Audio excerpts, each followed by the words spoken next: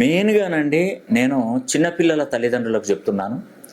మీరు delivery dates కావాలనుకుంటే, మీ పిల్లోడు మహర్జాతకునిగా జన్మించాలంటే మంచి ముహూర్త బలం ఇస్తానండి.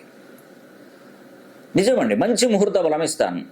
అంటే నేను చెప్పిన టైంకే మీరు డెలివరీ చేయించాలని అనుకోవద్దండి. ఫస్ట్ మీరు కలవాల్సింది ఎవరిని?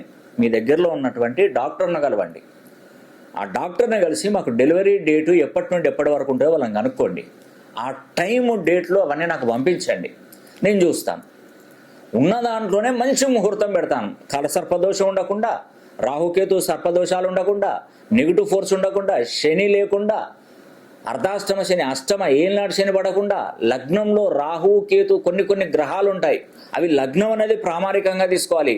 మెయిన్గా ఈ రోజులలో చూస్తే కొంచెం డబ్బు పలుకుబడి ఉన్నటువంటి వాళ్ళు ఏం చేస్తున్నారంటే మంచి మంచి ముహూర్తాలకి పిల్లల్ని డెలివరీ చేయిస్తున్నారు. వాళ్ళు మహర్జాతకులు అవుతున్నారు. ఆ టైంలో ఇప్పుడు నార్మల్గా మనం ఉన్నాము, ఒక డాక్టర్కు మనం చెప్పామనుకోండి, వాళ్ళు మన మాట వింటారా? అదే పెద్దవాళ్ళు చెప్తే వింటారు. సరే, ఆ టైంలో అంటే వాళ్ళు రిస్క్ తీసుకోరు, కానీ ఆ టైంకు వీలుంటే ఓపెన్గా చెప్పేస్తారు, చేద్దామండి ఆ టైంలో అంటారు. అదే మన లాంటి వాళ్ళు కొంతమంది వెళ్తే డాక్టర్లు ఏమన్నా అంటే వాళ్ళ టైము బట్టే వాళ్ళు చేస్తారు. కాబట్టి ఏంటంటే డాక్టర్ ఇచ్చినటువంటి డేట్లు ఏవైతే ఉన్నాయో నాకు పంపించండి, నేను ముహూర్త బలం పెడతాను. ఆ టైంలో గనక మీ అదృష్టం బాగుండి గనక నేను ఇచ్చినటువంటి ముహూర్త బలంలో గనక మీకు పాపో బాబో జన్మించారంటే మీ దిశ ఒక 3 సంవత్సరాలు తిరిగిపోతుంది.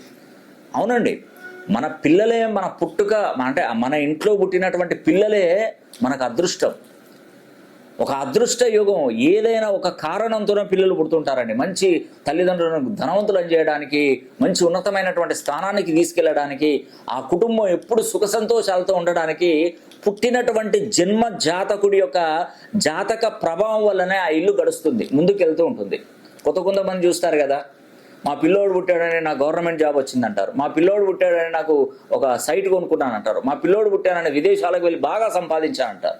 కొంతమంది ఏం చెప్తారు, మా అబ్బాయి పుట్టినప్పుడు నా జాబ్ సస్పెన్షన్ అయ్యానండి, నేను మా అబ్బాయి పుట్టిన తర్వాత నేను ఆ ఇల్లు జాగాలన్నీ కూడా అమ్ముకున్నాను, నా వ్యాపారంలో నష్టాలు వచ్చినాయండి, ఇట్లా చెప్తుంటారు. ఎందుకు చెప్తున్నారు అంటే పుట్టుక అంటే లగ్నము, ఆ లగ్నం ప్రామాణికంగా తీసుకోవాలి.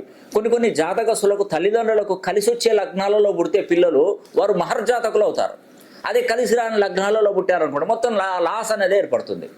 సో నేను చెప్పేది ఒకటే, మీ పిల్లలకి మంచి భవిష్యత్తు మీరు ఇవ్వాలంటే మీరు డెలివరీ అయ్యే డేట్లు మీ